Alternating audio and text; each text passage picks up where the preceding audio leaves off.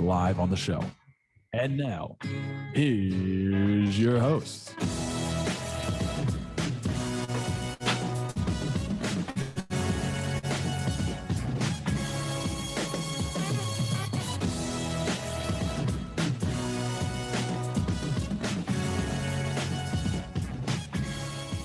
Hello and good afternoon on this gloomy Friday here in Baltimore. You're listening to WLOI Loyola Radio, streaming online at WLOI.org and Campus TV channel 111.1. You're listening to After the Whistle, Loyola's premier sports talk radio show. I'm your host, Jeffrey Bazzi, alongside my co-host, Jimmy Cody. Jimmy, how are you today? How's everything going with you? I'm well. I enjoyed the game a lot last night, which we're obviously going to get into in about 20 seconds, but I enjoyed the game. I'm having a good week, and I can't wait for this weekend. There's a lot going on. Obviously, my Broncos are going to be back in action. Your Eagles are going to be back in action, and the rest of the NFL is going to finish up week 2. But you know what? We're coming down to a good part of the year, one of the best parts of the year. Football season, MLB playoffs, whatever else is going to be going on. It's going to be a fun time. So I can't wait. Yeah, no, it's definitely Christmas will be here soon.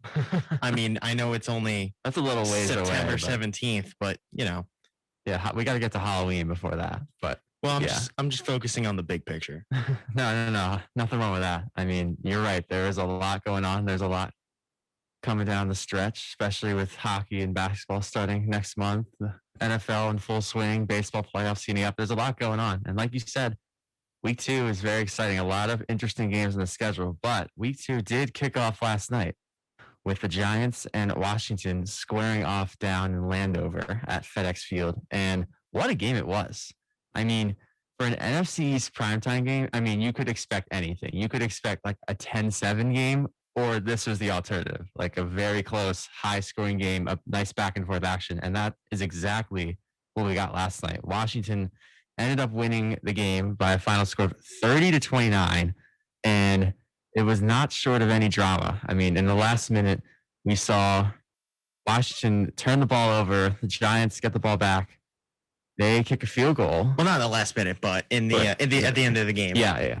So they take the lead. The Giants do momentarily, 29-27. So the ball's in Taylor Heineke's hands. Keep in mind, this is his third career NFL start. Yeah, only second with the Washington football team though. Right. But he did play week 1, so it's like his 4th game. Yeah, and he knows the system very well. But anyway, for a young quarterback like Heineke, in the final minutes of the game to come down and lead his team to victory, well, I would say there was definitely luck involved because, as you all might know or may not know, so Washington had a field goal attempt to win the game.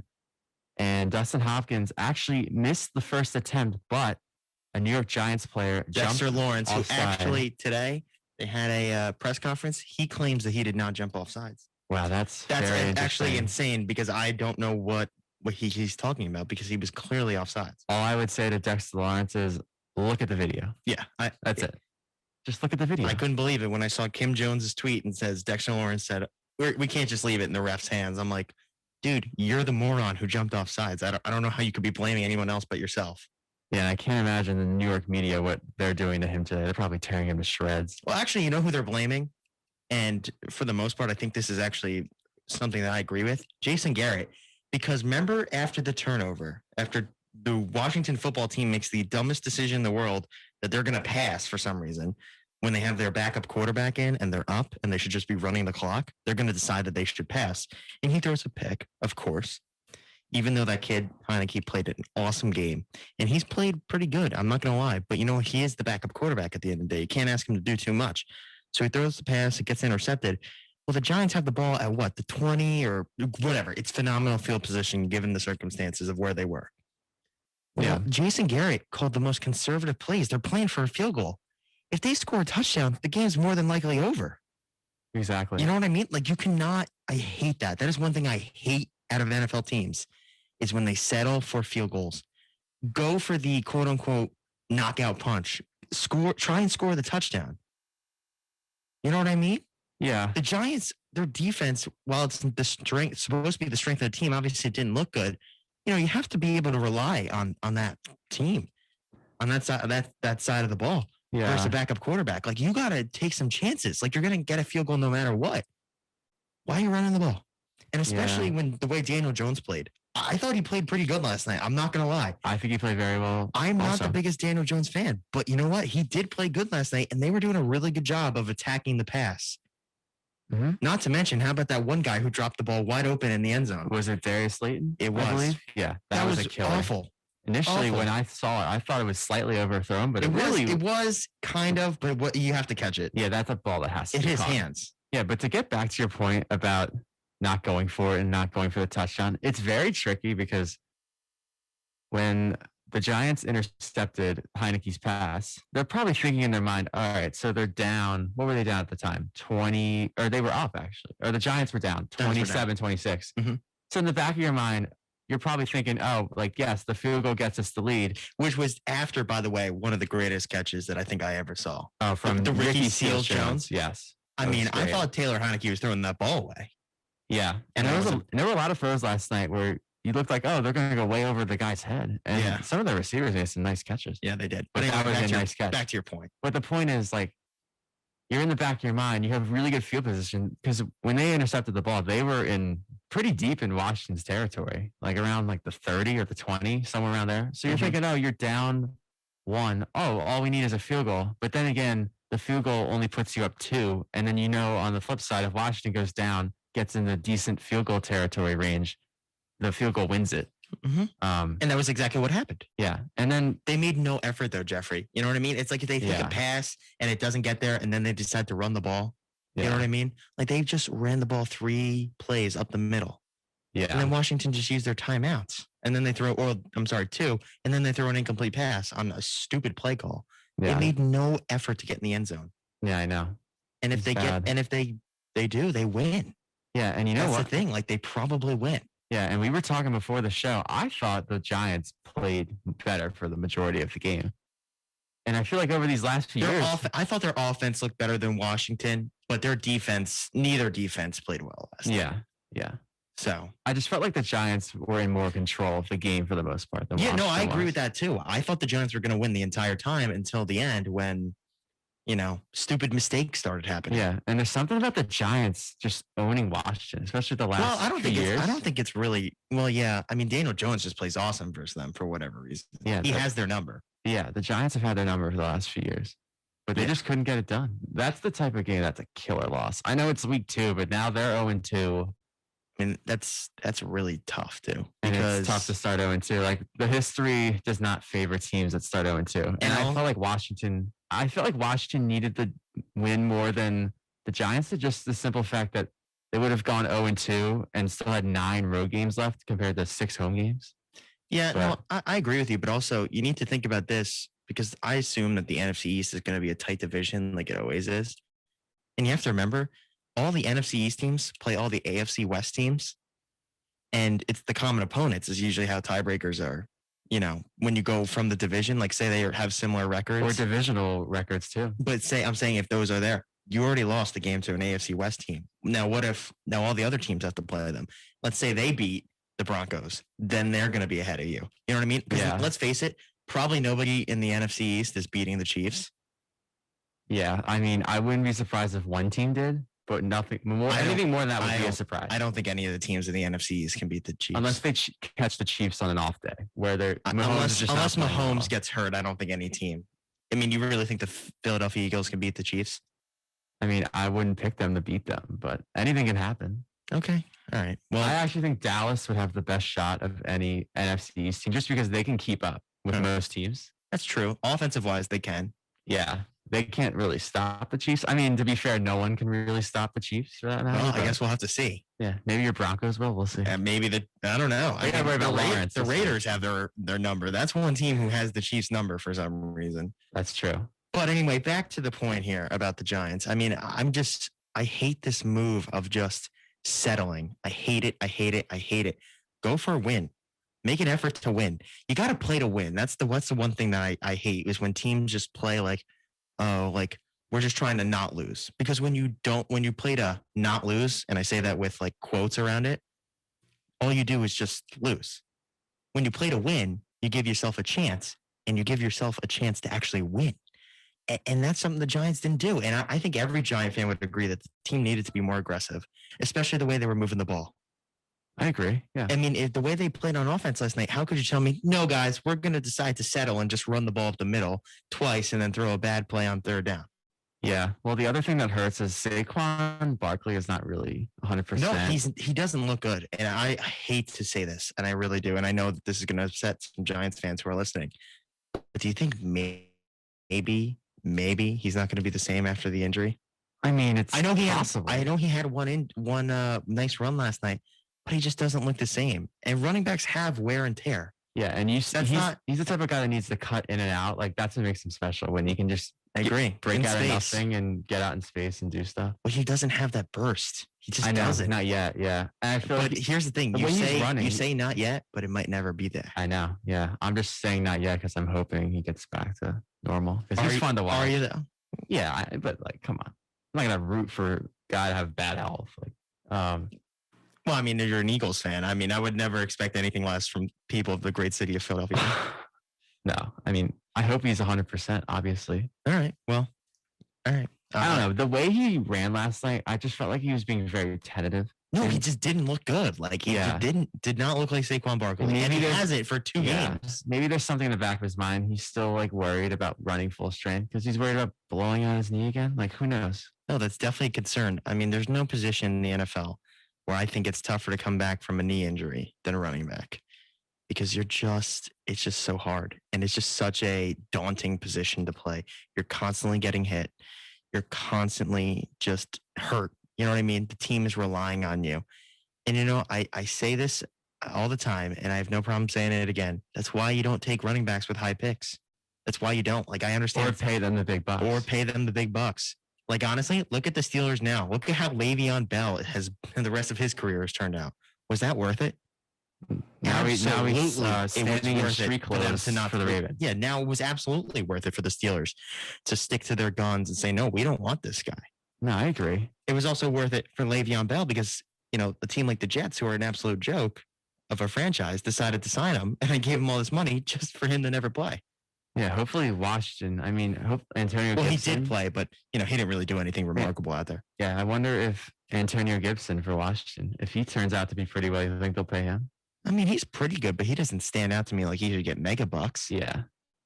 I do have a question for you, though, about Washington. If Heineke keeps playing well and they're winning, do you think he'll keep the job permanently? I know Fitzpatrick's out for a little while. Listen, when I watched Washington week 1 when they played the Chargers, because I was watching it on TV, I thought they played better with Taylor Heineke than they did with Ryan Fitzpatrick.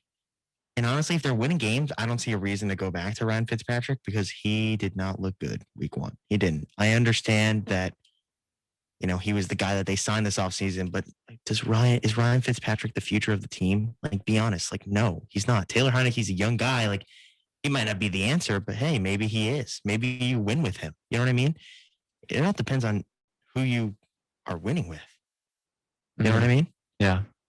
And if he's winning games, like, what are you gonna say? Nope, guys, we're gonna stop. We're gonna stop winning. We want Ryan Fitzpatrick to be a quarterback. Kind of reminds me of Dallas a few years ago when Romo went down preseason. Agree. And Prescott was the starter. Completely agree. And then they went on to get the 1 seed, and then you never saw Romo again. What if? No, I don't want to make this comparison because I think you already know where I'm going with this. There's this one guy. I don't know if you ever heard of him, Tom Brady. You know, this one guy, Drew Bledsoe, got hurt, and then Tom Brady came in, and Drew Bledsoe never played for the Patriots again. You're saying Heineke is... No, I'm not saying that Taylor Heineke coming of Brady. But I think it's funny that his first start ever was against Tom Brady in the playoffs. That is ironic. That is ironic. Yeah. And he played really good in that playoff game too. No, for a second, I thought in that game that they were going to Tampa Bay actually going to lose. I was hoping. Because everyone chalked that up as the W for Tampa Bay. I mean, I didn't even expect that game to be that close. Maybe that kid plays so hard. He plays so hard. And honestly, he does. You can tell he's into the game because I remember when he threw the pick last night, you see him coming to the sideline and slam his helmet. Yeah, slam his helmet. I actually like that. I like when a quarterback shows a little emotion. There's nothing I hate more, and I know that Giants fans for some reason seem to like this. Like quarterbacks like, you know, Daniel Jones and Eli Manning, they never showed any emotion. I hate that. I hate that so much. Like, it makes me think that they don't care. You know what I mean? I'd rather see my quarterback like pissed. You know, like there's this one video I saw one time on the internet, and it was Peyton like fighting with receivers, like because they didn't like the plays that he was calling or something. It's like, no, like you're the quarterback, like take control of the team. Like Daniel Jones obviously got yelled at by Kenny Galladay last night. The clip's all over the internet. Just go on the internet and see it. And you know, this guy just sat there and was just like, whatever. He just like sat there and took it. Like, no, like Daniel Jones played good last night. Who was Kenny Galladay to come up to him and say, hey, throw me the ball. First of all, Kenny Galladay, you know, he had the second most targets on the team and he only had 3 catches. I mean, he didn't really do anything spectacular out there last night. I understand he's supposed to be the big receiver that they signed in the offseason, but who was he to go up to Daniel Jones, especially when Daniel Jones played probably one of his best games ever as a Giant, if I'm being honest. I thought that was one of his better games. I agree. And he I just I hated that as like a football fan because I wanted to see Daniel Jones say, no, shut up, Kenny Galladay. Like, this is my team. I'm the quarterback. When you'll get the ball. Like, I don't understand why that's so hard to say. But at the same time, I guess he doesn't want to create waves within the team. But obviously, football's a passionate sport. That's going to happen. Yeah. I don't know how the Giants are going to come back from this 0-2 deficit. I know next week they play Atlanta at home. So listen, that's a winnable game for them. They have to win. I think honestly, I don't want to say this week 3 because there are 17 games, but like it's almost a must win for them considering the last 2 games that they've turned out. I mean, last night they had that cat in the bag, and they blow that. And I will say, I'm looking here after that Falcons game at home, week 3. They go on the road at New Orleans, at Dallas, and then they have the LA Rams at home. See, that could be 3 straight losses if they don't win. Yeah, and I know it's that hard really to hurts. That really makes last night. I know it's hard to predict games in the future just because injuries, and you don't even know how the teams are going to be playing. I agree, but that's a tough stretch. It's definitely a tough stretch. And the weird thing that I forgot to mention earlier is that a lot of the NFC East interdivision games, like meaning the divisional teams play each other, they're all stacked at the end, mainly in December and a little bit in January. So that'll be interesting to see how that plays out because if there is no separation between like one team and the rest, and they're all close to one another, I mean, any of the 4 could win it. Yeah, no, I completely agree. And one thing I want to do right now is I put this on my story. I got a lot of comments from Giants fans about, you know, what they thought about the game. And I think it's pretty interesting to read. And so, you know what? Let's read them now. Please go ahead. Last night's loss was quote unquote depressing to watch. That was the first one I got. And then here we go. That was from this girl named Nina Huff. Nice girl. Thank you for being a part of the show. Thank you, Nina. Thank you, Nina. All right. So next one, Nick Giuliano, my roommate, obviously. Daniel Jones may have proven himself last night after last night's game. I think that's a little much. I think that's a complete stretch to say that Daniel Jones proven himself. I mean, he played well. I mean, we know what he's like. We all know he's going to get knocked for the turnovers. Yeah. I mean, but to say he proved himself, I mean, he played just horrible the week before. Yeah. I mean, proving himself is a stretch. Just say he played a nice game. I guess proving himself would be going on like a winning streak. And actually, I don't even think that it's about wins because honestly, that offensive line stinks. It's bad. I think it's about him just putting together consistently good performances, which he's been unable to do. And you know what? He has the weapons to do it. Does he though? He has decent enough weapons where I think he can work with them. Yeah. Okay. That's fine. I think he can make the necessary throws. Like there's some throws he made last night that were pretty decent. Like last night, I didn't think he looked. Obviously, I watched both of his games. I thought week 1 to week 2 that he improved a lot, and he honestly, once I will give him credit, he's very good with his legs. I was about to say that he was very good. He's a very underrated. He's a very underrated runner, and he makes good decisions when it comes to running. The only problem is he's known to fumble. Yeah. And so obviously he fumbled last week. Thankfully, he didn't fumble this week. I was waiting for this Danny Dimes turnover. Yeah. You know what I mean? Yeah. And I will say, whenever he ran last night, when they would do the play action or QB keeper, there was no one near him. Washington was not defending it. And honestly, you got to take what the defense gives you. Because the Giants O-line and the other blockers would just shift out to the one side and he keeps the ball and the other side's wide open. There's nothing but green grass ahead of him. Yeah, a lot of room to run. Completely agree. So let's get on with Nick Giuliano's comment here. He goes like, but last night's game was an absolute heartbreaker. That's a tough way to lose. And a loss is a loss no matter what, no matter how anyone plays. I agree. Like, you know what? At the end of the day, it's about W's. And they didn't get the W. You know what I mean? No, it's the win's all that matters. And then I got another one from Tom Spallone, who is a huge Giants fan. And he told me he listed the stats for Danny Dimes, whatever, however many yards he threw. And he said, if we can't win that game, then what game are we going to win? And I think that's a good point because, the Giants defense is supposed to be this good defense, and they were nowhere to be found last night. They were MIA. They were gone.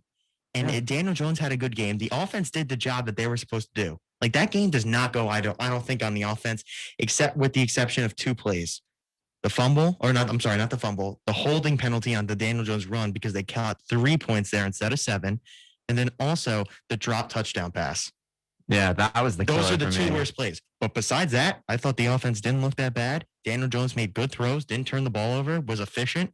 And the defense just came out and just absolutely laid an egg and let Taylor Heineke, who was the backup quarterback, drive down the field with ease. I mean, that one drive, the pass to Ricky Seals-Jones with the end touchdown, I mean, that was a joke by the Giants defense. They just got absolutely churned. Yeah. I mean, terrible. I mean, I don't know really what else to say, except that I think that all the New York sports franchises are cursed. You might be onto something. I think that might be it. Right now, they're cursed. Yeah. And there's none of them that are playing well. Yeah, besides like the Islanders. I mean, even them though, they lost. Yeah. I mean, they are the best, but they still lost. They're probably the best New York sports team right now. The Islanders? The Nets. The Nets. I forgot about the Nets. Yeah. They have this one guy. I don't know if you ever heard of him, Kevin Durant. Yeah. He's pretty good. Hey, to be fair, the Islanders did get one farther round. No, they did. Nets you're right. did, so. But also, the Nets had a lot of injuries last year. That's true. So that'll be interesting. We'll have to see how that works out. Yeah. Speaking of like the Islanders, and I'm really excited for hockey. We don't talk a lot of hockey on this show. I don't really pay attention to it that much. But I am so excited. We'll have to get on some hockey people then, so you can discuss.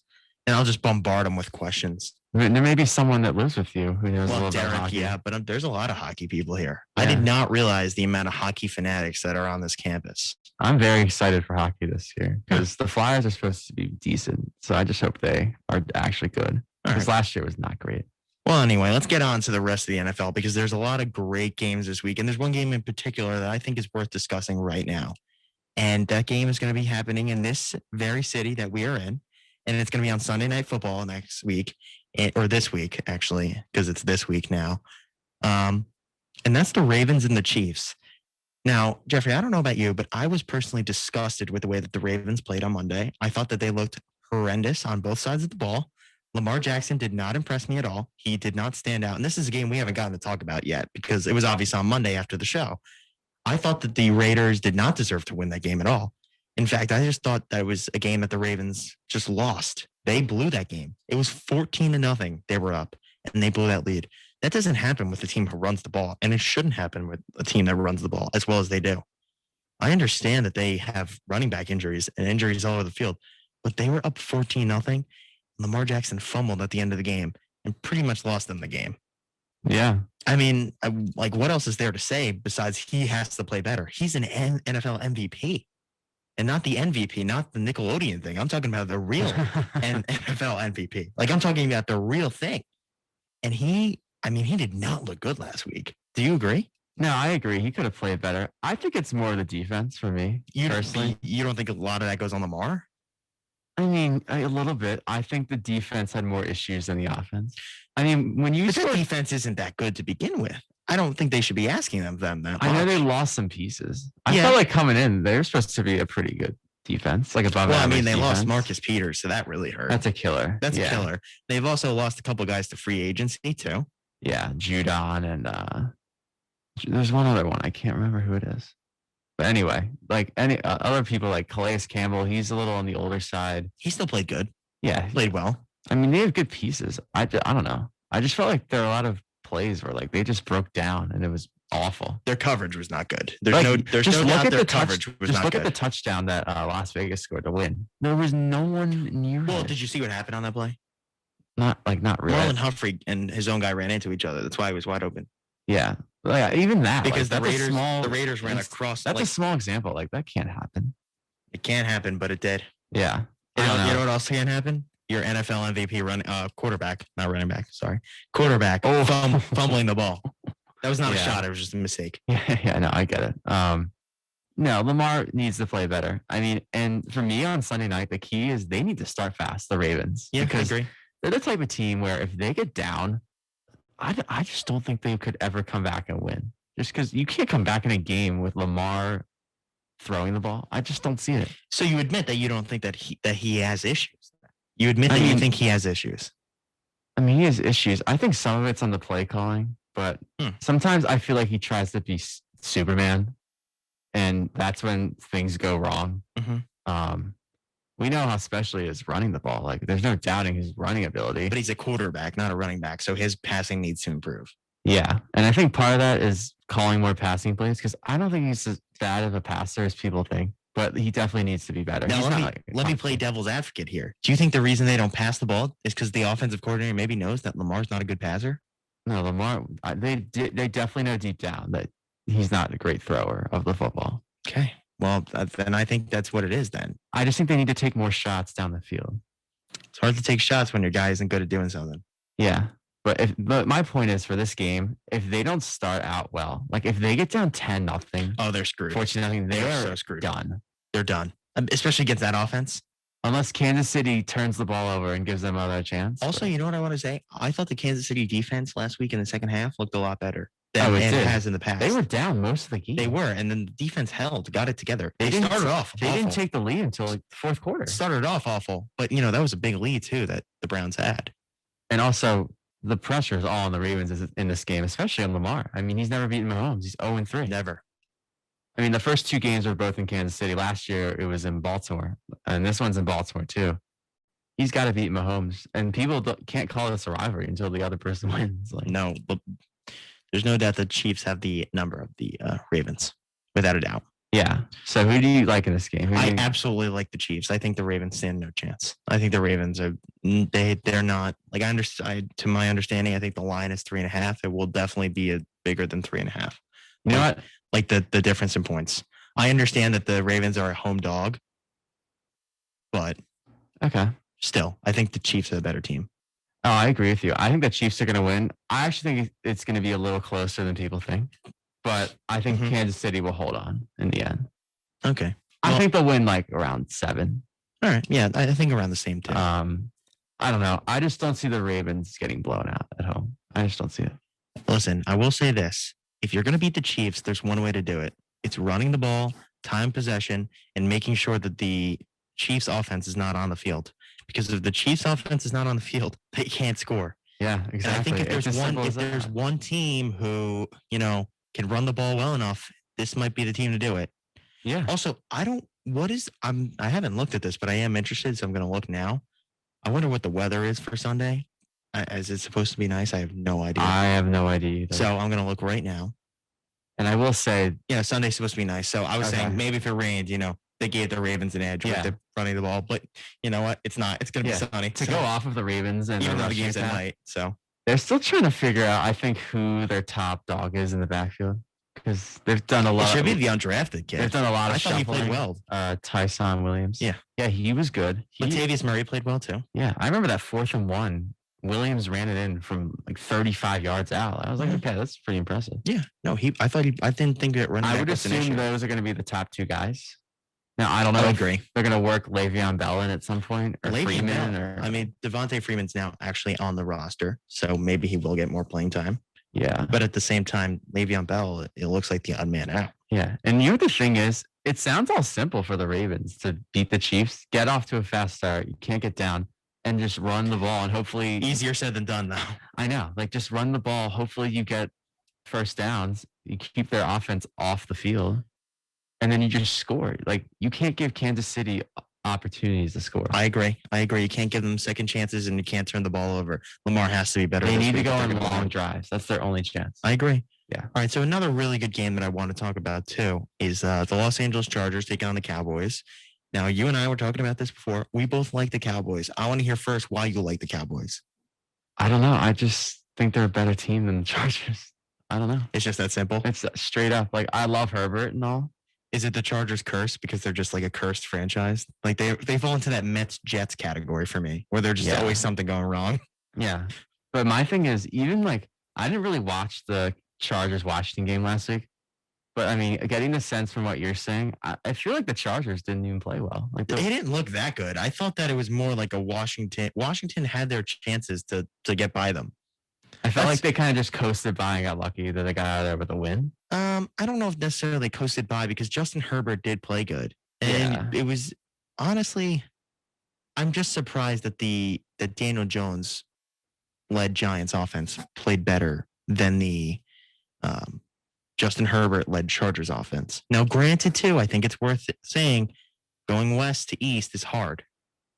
I always say that. So maybe there's a little bit of a leniency there towards the Chargers, but at the same time, you can't say that the Giants didn't play better than them because they did. I'm interested to see the fan turnout for that game because that game's in LA. Well, it's funny you bring this up because I saw an article and it was in the LA Times. It was over the summer. And they said that actually the Chargers are starting to get season ticket holders like where the Rams are. That's good. And well, is it though? Because LA fans are just all good for the bandwagoners Chargers anyway.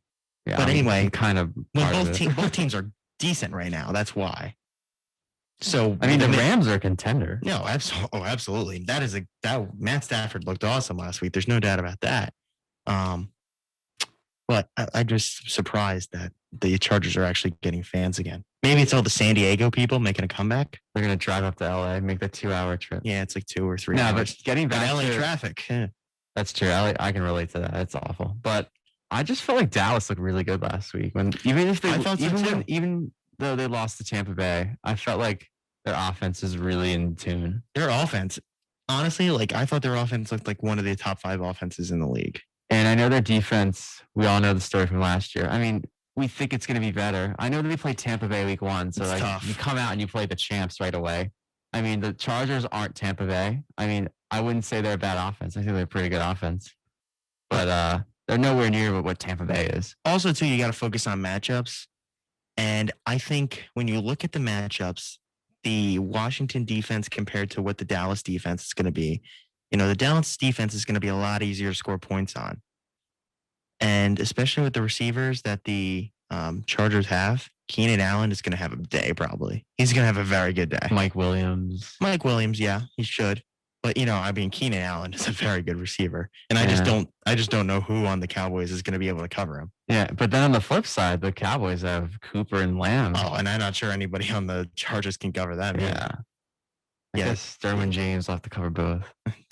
He can only cover one at a time. So. I know. That's gonna be an interesting game. I would pick the Cowboys. I like the Cowboys. I like the Cowboys. I think they get the win. I hope I'm wrong. I don't want them to win. I think they get the win. But yeah.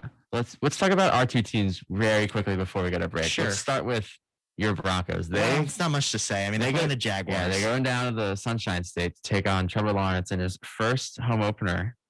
They're coming off a abysmal loss in Houston to the Texans. They look terrible. They did not look good in any facet of their game. But the Broncos, on the other hand, they look pretty impressive. I thought Bridgewater looked pretty good. I thought so too. I was excited.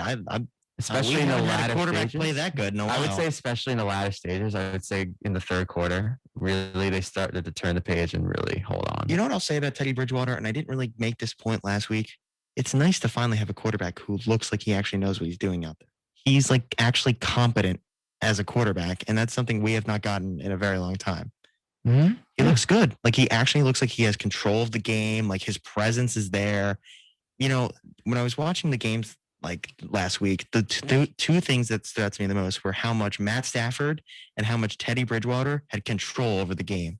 Like the game was just totally dictated on their terms, and they had complete control of their offenses, and they looked almost like a maestro doing with an orchestra. That's what they looked like. They were just so like in control of what was going on. Comparison, and I will say especially Matt Stafford. Yeah, especially Matt Stafford. No, I was talking about Stafford on Monday. He was in control start to finish, but he could be the NFL MVP this year, honestly. I was saying he is a dark horse. I said also and Jameis Winston. That was another guy too, yeah, who looked really in control. Herbert, Winston, and Stafford. But going back to Bridgewater, the thing with him, comparing him to Drew Lock, like you're going to get from Bridgewater, and this is why I think. But I thought he looked better on offense. Like I thought his offensive capabilities were better than what he had shown previously. Yeah. So going back to why I think the Broncos made the good choice to start Bridgewater over Drew Lock is because what you're going to get from Bridgewater most days. He's probably not going to turn the ball over a lot. And But here's the thing: he didn't play good with the Panthers last year. No, like he everyone did was not. saying that, and everyone's acting like he just came off this decent, good season. Yeah. The one we saw in the Vikings and the one we saw in the the Saints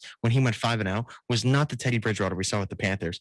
Now, yeah, but I would say his mantra is, you know what you're going to get, and if he does anything better than average, it's a bonus. The thing with Locke is he's either going to be so good or so bad.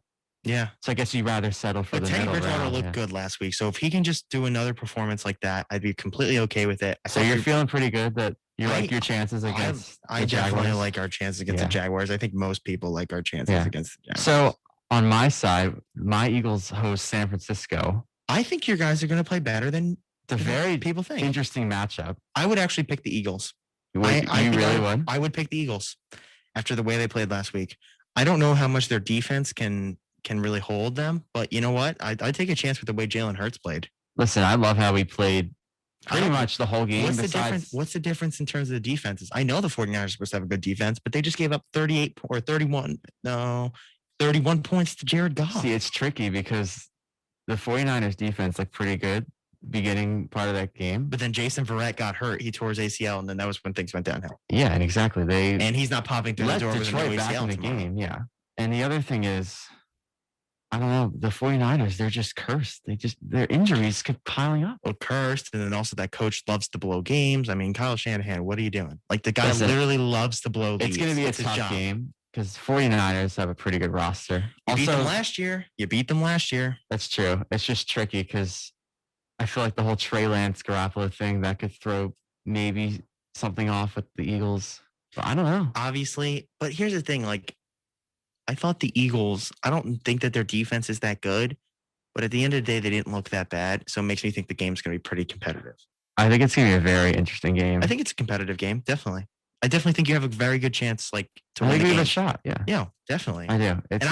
I told you at the beginning of the season, I thought the Eagles were going to play better. Well, not at the beginning of the season, before the season even started, that I thought the Eagles were going to be better than people expected. I mean, I agree with you. I mean, I don't think the roster's terrible. I mean, there's definitely glaring holes like linebacker. At this point, do you think you could beat the Giants?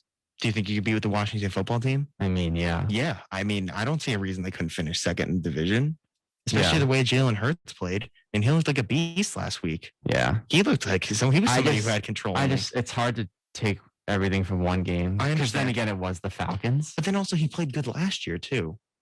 Yeah. I just felt like the key for him is he needs to get his completion percentage up because he missed a lot of short passes. It's true. Also, you know what else too? Maybe the coach could start making some better decisions too, because I thought your coach last week actually was awful.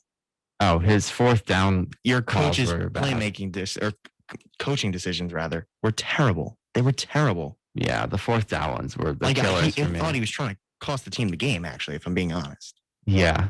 I don't know. He gave me vibes of Peterson, that's for sure. Yeah. Well, we'll have to see. It's going to be interesting. I think we have a shot, but I guess we'll find out how it goes. But that's going to do it for our first part of the show. We're going to take a quick break here on After the Whistle. And when we come back, we will dive into the MLB playoff race as that heats up. And we might get into a little sports betting news that dropped a few days ago. So stay tuned. We will be right back in a few minutes. And I'll sink away, piece our bodies back together tomorrow and soothe us. And to be careless in this decade will make a mess. Oh, but maybe carelessness for now is best. And I'll come on around this string and I'll sing away. I've always thought of you as my influenza.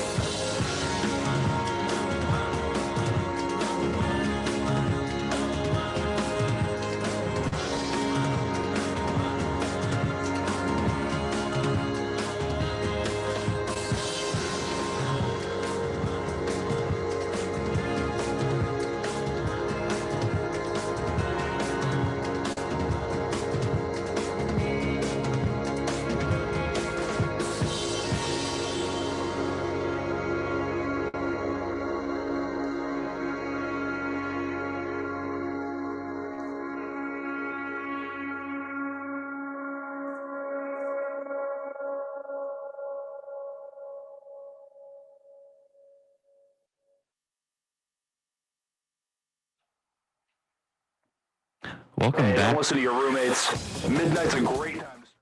Welcome back. Sorry about that. The Jimmy Cody special. That's what that is right there. I slid the wrong bar on the soundboard here. Yeah, My it's okay. apologies. I do it all the time, honestly. Anyway, you were listening to WLOY Loyal Radio, streaming online at WLOY.org and Campus TV channel 111.1. You're listening to After the Whistle with Jimmy and Jeffrey. And before the break, we were diving into all things NFL, from the Giants-Washington thrilling game last night, and we dove into some previews for week 2, gave our insights. But now we are going to switch gears and shift to baseball.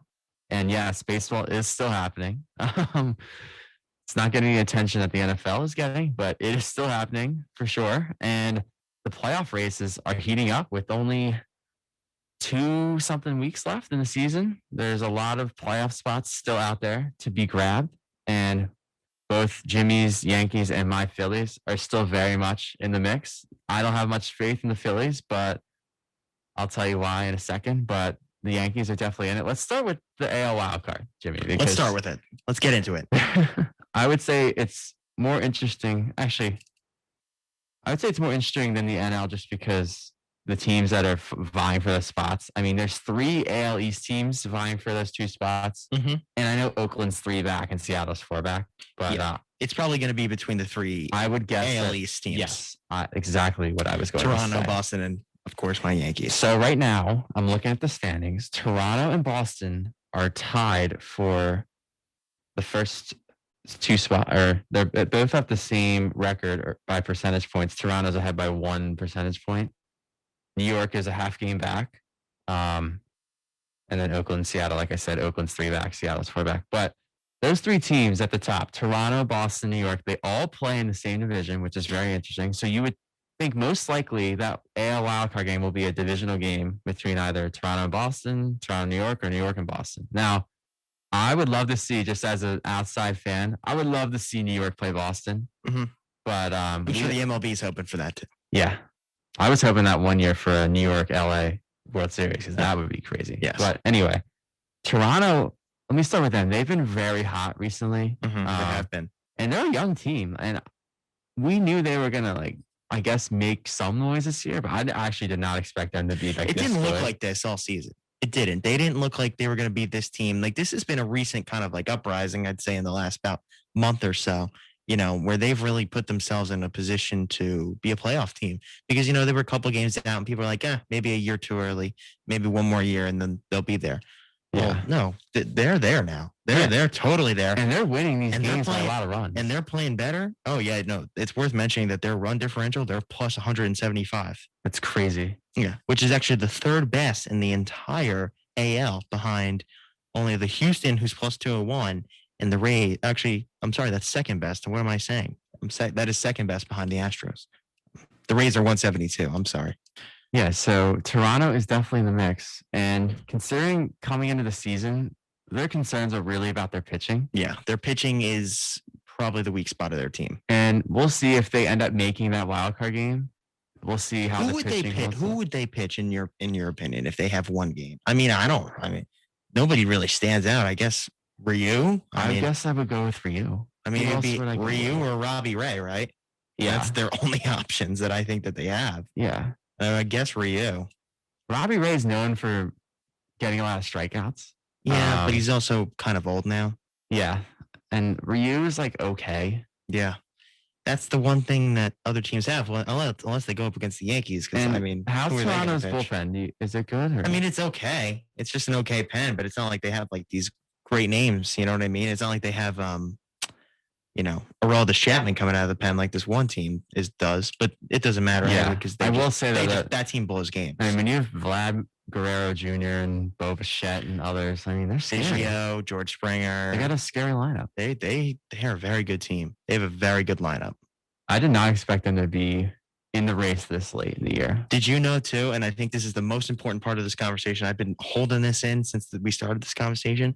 The Yankees have, and I don't know if it's the last 6. I think it's out of their last 9 games, the last 6 are against Toronto and Boston. Ooh, So that's what the season comes down to. pretty much. That's That's it right there. I think it starts next weekend.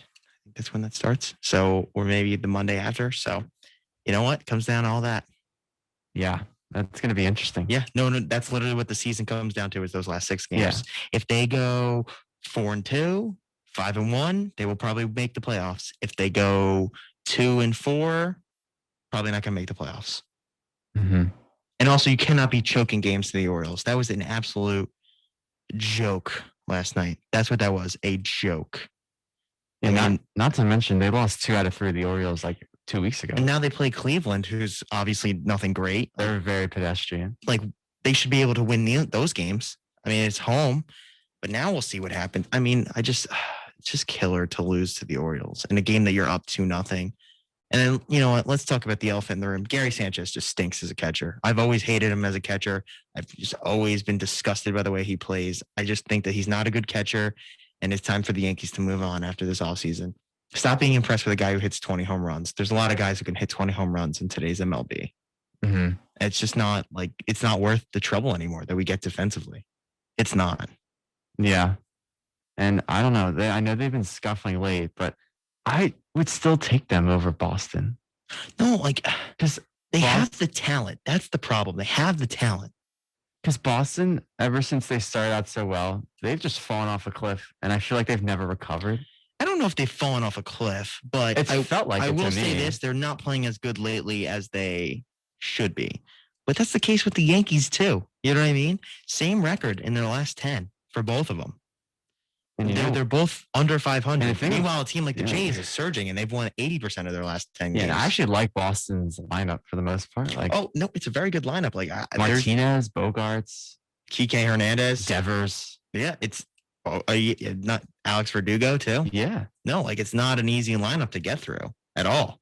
Hunter Renfroe. Yeah, no, like it totally not that Hunter Renfroe, not the one who plays for the Raiders, but the other Hunter Renfroe. Yeah, but still, like you said, it is a very good lineup, and it is one that honestly they killed the Yankees. That lineup, they killed the Yankees. I would still take the Yankees over Boston. I would. You say that, but how about any team can beat anyone? Because the Red Sox, if they were to get in the wild card, who are they going to start? Eovaldi, probably. I mean, yeah. I mean, probably. He's probably their best pitcher this season. Probably. I mean, I don't know. Like, it's just a tricky race because like each of these teams. It's all going to come down to how these teams play in the couple weeks when they play against each other. Yeah, it's going to be interesting. I mean, if the Yankees can play well versus the Boston Red Sox and the Toronto Blue Jays, in those 6 games, they'll be in the playoffs. Yeah, that's what it comes down to. If the Blue Jays can sweep the Yankees, then they'll probably lock it up. Yeah. And then the winner of that game would play Tampa Bay in the first round. Yeah. I have a question for you. Which of those 3 teams do you think would give Tampa Bay the most trouble in that first round series? I would say I don't think any of them could beat them, honestly, but I'd say Toronto just because their lineup's so deadly. Okay. Yeah, I mean, I agree with you. Tampa Bay totally owns the Yankees, and they know it. Yeah, they kind of own Boston. They own Boston too. I think like a new team, like I think the Yankees would have more of a shot than Boston to beat them. Probably just because I think that they have the star power. Yeah, but also also like Toronto.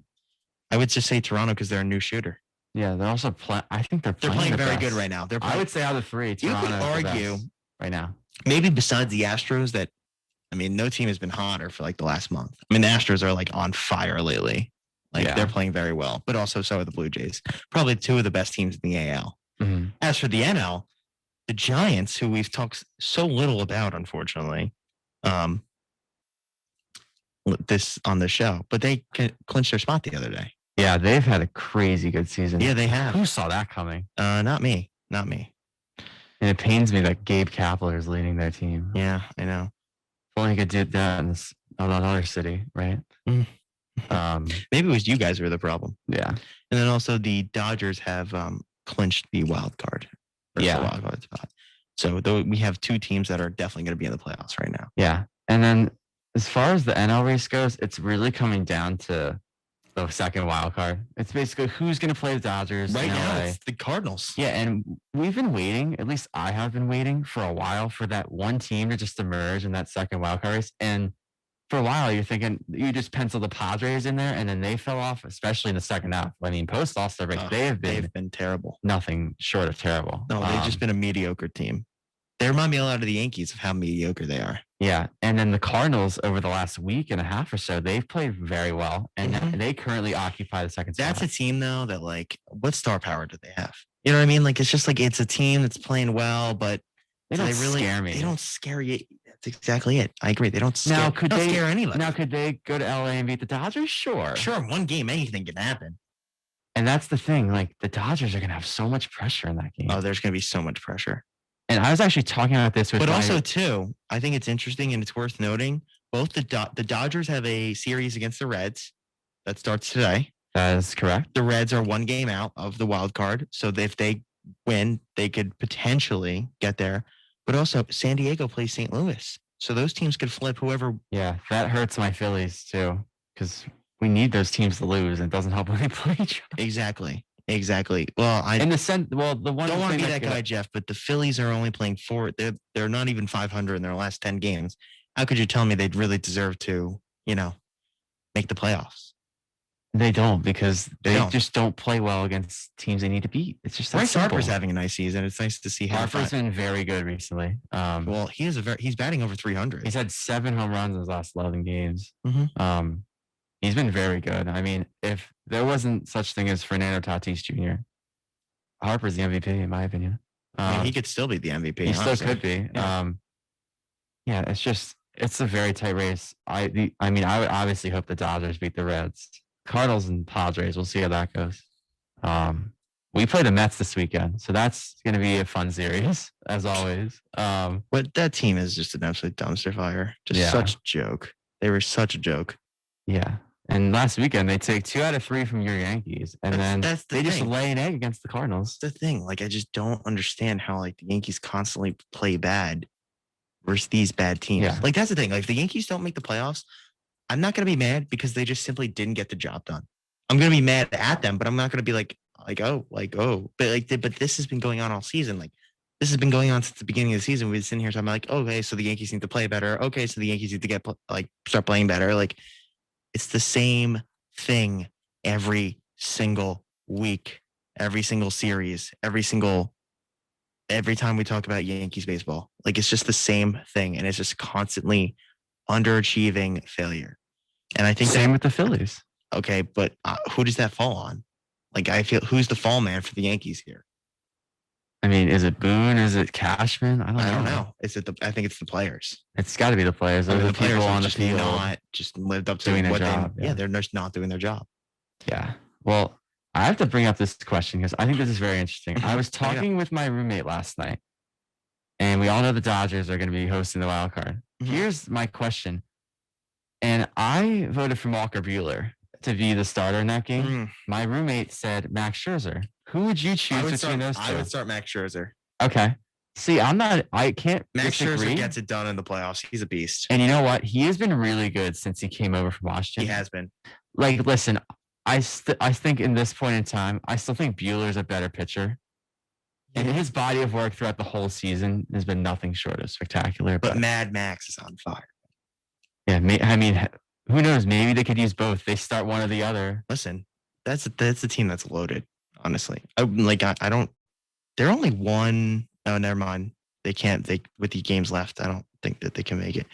Oh no, they could still win the division. They can. I feel like I've kind of set in stone that they're going to host the wild card. Yeah, they can still win the division. Because I've gotten to the point now where the Giants are like the team. Like they're clearly the best team in the NL. But it's only a 1-game difference. I know. Yeah, I didn't even realize that right now. Well, because there was a point in August where the Giants kind of slipped a little bit and the Dodgers got hot. That's where they kind of made up the ground. Uh-huh. I'm just really impressed with the Giants. The Giants they've been good all year. And people have been waiting for them to slow down, and it just never happened. I tell you what, though, one team no one's talking about in the NL that's a serious threat is the Brewers. The Brewers are sneaky good. Yeah, no, they're playing well right now. They're obviously under the radar because they're not the Giants and the Dodgers, but they are playing well. They've got no doubt about pitching. That. I mean, they have a pretty good lineup. Like, they have the pieces to get it done. I agree.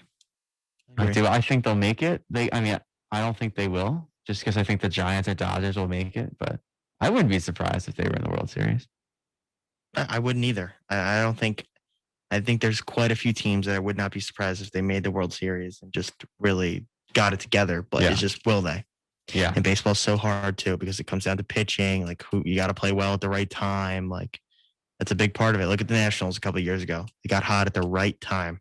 Yeah. It's definitely going to be an interesting race. And we're going to see how it all plays out because October is going to be a fun month. That's for sure. But we have 5 minutes remaining. And for the last 5 minutes, we're going to dive into a pretty hot topic around here in Baltimore that has surfaced over the last few days. And it relates to sports betting.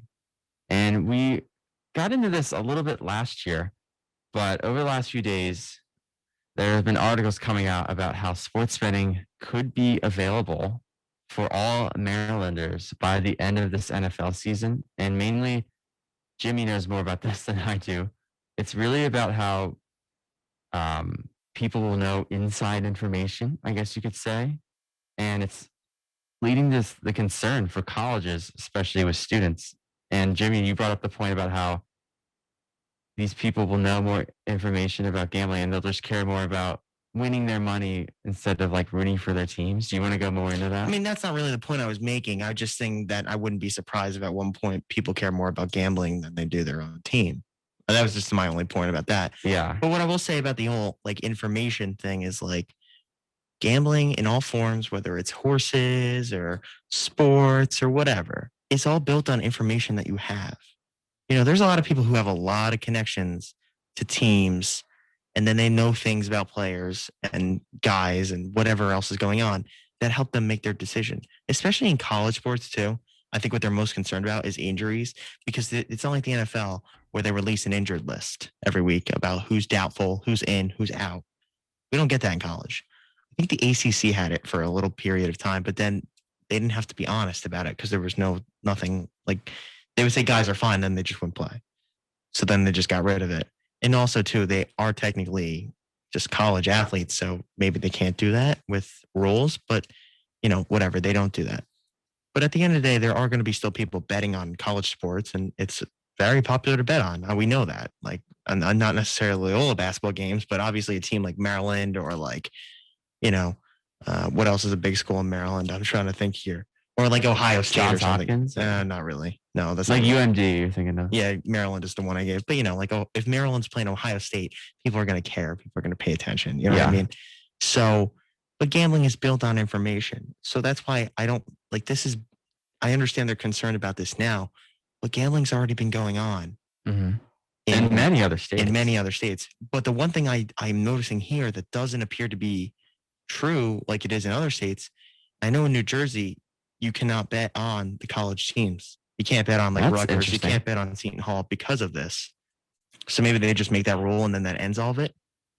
That's possible. I mean, especially because, you know, there's so many other states around here that have gambling that you could just go to, like West Virginia has it, Virginia has it, Pennsylvania has it, Delaware has it. Yeah.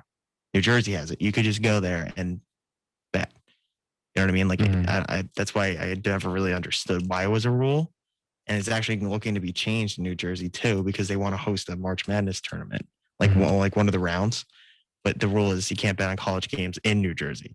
But if they want to have March Madness, obviously that has to get changed.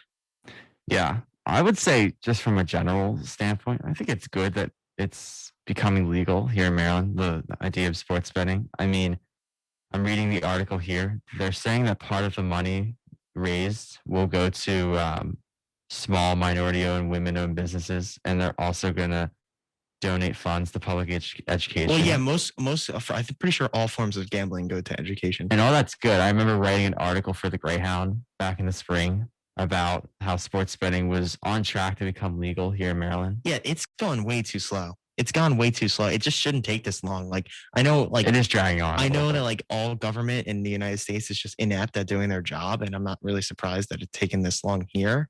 But this is something that ideally should have happened before the start of football season. Like, think about like how much money is just going out of state to West Virginia, Virginia, Washington, D.C. has it. Like, and speaking of football, the Ravens actually just signed a 5-year deal with Caesars Entertainment, and they are going to offer sports wagering at M&T Bank Stadium. Are they? Yeah. That's interesting. Well, It is also interesting. Maryland, the Washington football team is in Maryland too. So I wonder That if is they're going to have it at their games. Yeah, I guess we will have to Well, see about that. Also, too, the Meadowlands is right next to a racetrack, and they have wagering. Like Yes. FanDuel Sports. Pimlico, I think, is part of this sports Well, they're betting thing going to too. have it at racetracks too. Because I believe the Maryland Gambling Commission, I don't know the exact name of the organization, but they awarded, I think, a few locations the right to the do this. racetracks? Yeah, or a few entities. Well, I know in New Jersey it's in all the racetracks and casinos. So stadiums is something I had not heard though, but that's interesting. Yeah. I think that's a good thing to do. I mean, people are gonna put a couple bucks on the game before they Yeah. go in. Why not? I mean, I guess it's going to be interesting to see how it all plays out. Yeah, I think it will be interesting. Yeah. All right. Well, fortunately, that is all the time we have for today. I'd like to thank you all for listening to After the Whistle here on WLOY Loyola Radio. And Jimmy and I will be back on Monday recapping week 2 of the NFL and updating you on the MLB playoff race and some other hot topics. So thank you again for listening. Have a great weekend, and we will see you on Monday.